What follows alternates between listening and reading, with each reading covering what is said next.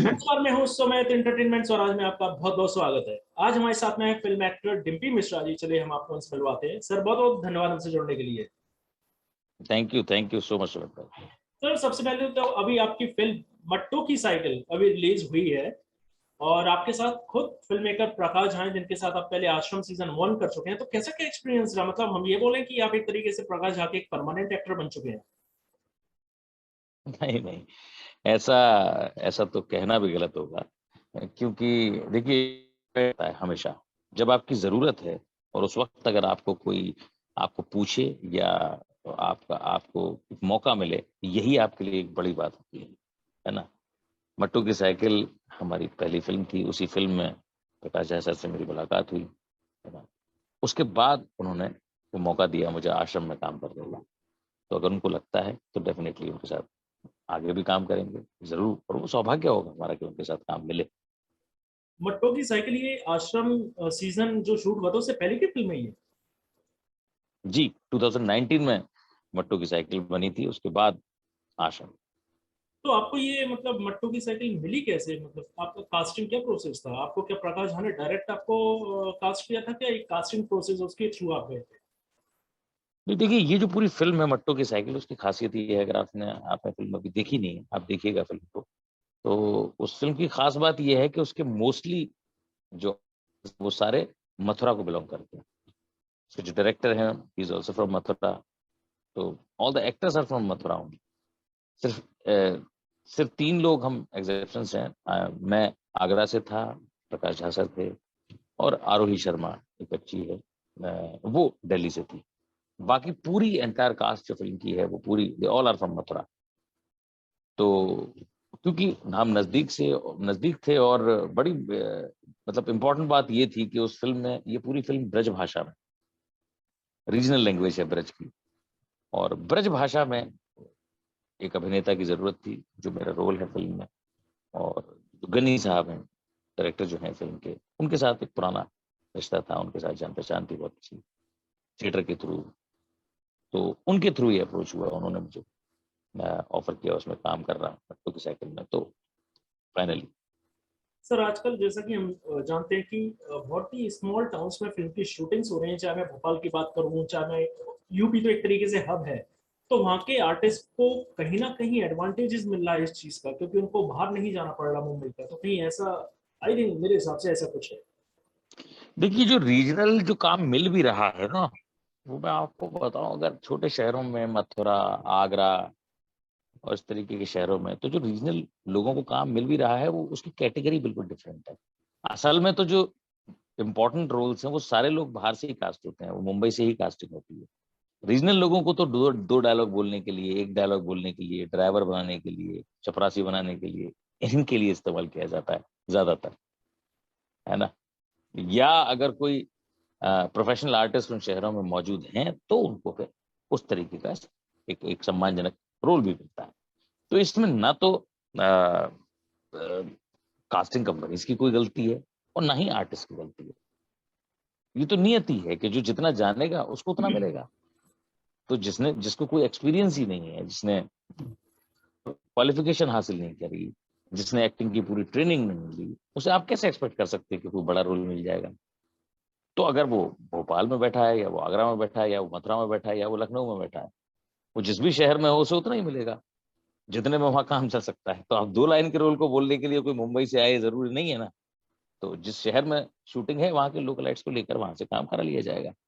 और अगर उनको लगता है कि हाँ, वहां पर कोई कोई समझदार एक्टर अवेलेबल है, तो they can approach him also.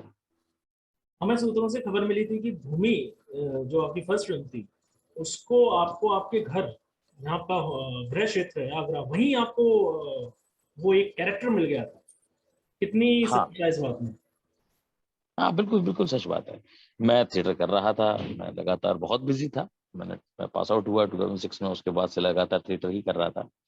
In fact मुझे वक्त भी नहीं मिला कभी कि मैं फिल्मों की तरफ जाऊं या सोचूं, मैं ऑडिशंस देने जाऊं, क्योंकि बैक टू शॉप्स थे, शोज थे, मैं काम कर रहा था लगातार।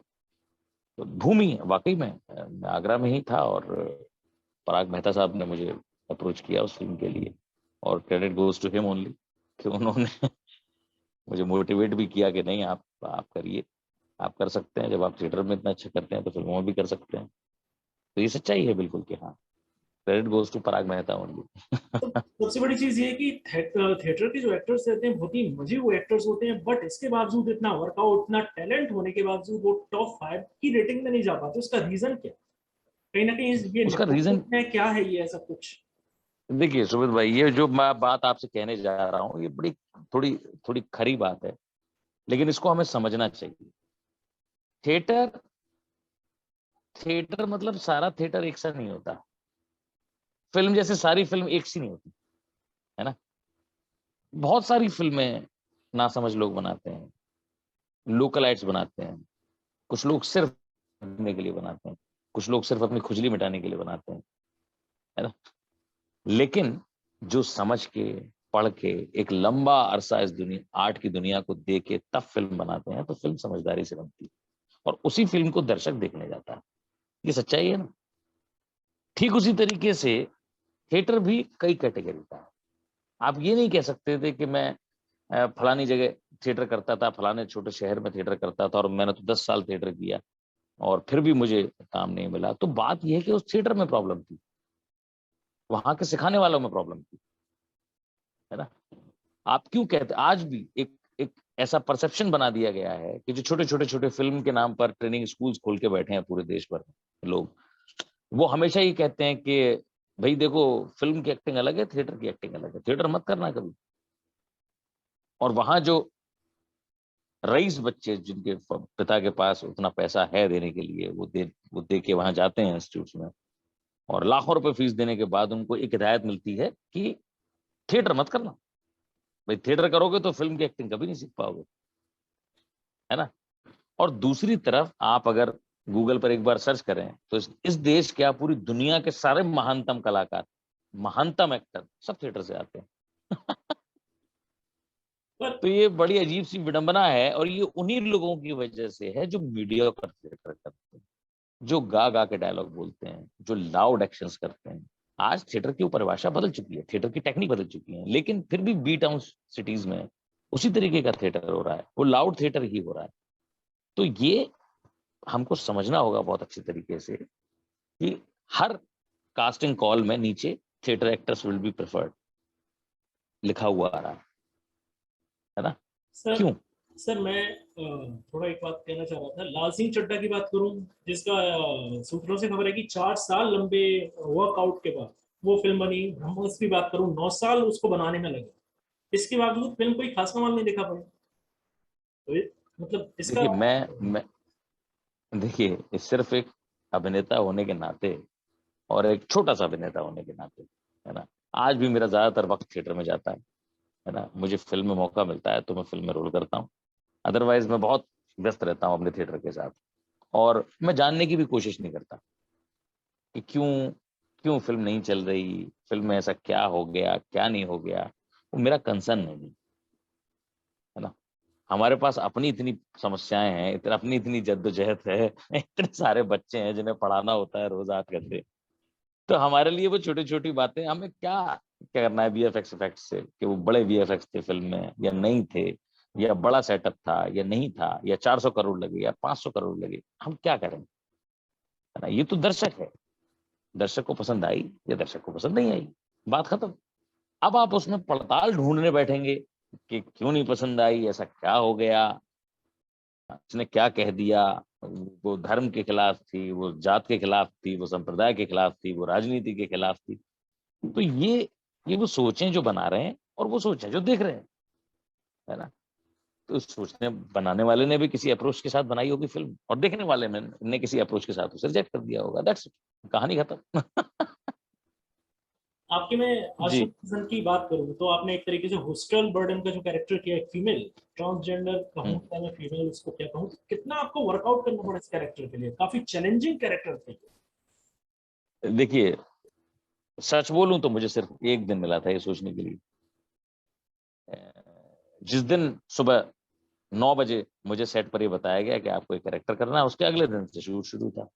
तो मुझे सिर्फ एक रात मिली ये सोचने के लिए कि ये इतना लंबा कैरेक्टर जो मैं 45 दिन तक निभाने वाला हूँ, लगभग 18 एपिसोड, उसे कैसे कंसीव करूं, उसे कैसे सोचूं, उसे कैसे मैं कैमरे के सामने पेश कर पाऊंगा, ये मेरे लिए एक रात मुझे सोचने के लिए मिली सिर्फ। और उसी एक रात में मैंने जो सोच पाया थोड़ा बहुत, वो आपके सामने है। That's it. अब हम अब मैं आपको ये नहीं कहूंगा कि मैं उन लोगों के बीच गया, फिर वहां जाके देखा, फिर सोचा, फिर समझा। तो ये तो कर ही रहा था पिछले 28 साल से। अब फिर से वही करूँ तो फिर तो बात गलत होगी ना। 28 साल से प्रैक्टिस कर रहे थे ना, आजकल आप तो कर अब काम रहे मिला तो हैं। कर दिया। आजकल हम आपको कुछ आने वाले समय पे कुछ वेब सीरीज में देखेंगे या फिल्मों में देखेंगे, कुछ आने वाले प्रोजेक्ट्स के बारे में आप बताइए। देखिए, अभी मेरे 3-4 लगभग प्रोजेक्ट्स हैं। अभी अगली फिल्म आ रही है लुका छिपी 2, मेडॉक प्रोडक्शंस की फिल्म है, जिसमें सारा अली खान है, विकी कौशल साहब हैं। उसमें मैं एक बड़े खूबसूरत से किरदार में हूँ। और उसके बाद एक फिल्म है अभी थाई मसाज, जिसमें दिव्येंदु शर्मा जी हैं, राजपाल यादव साहब हैं, गजराज राव साहब हैं। ये सब बड़ी स्टार कास्ट है। उसमें मेरा एक छोटी सी भूमिका है।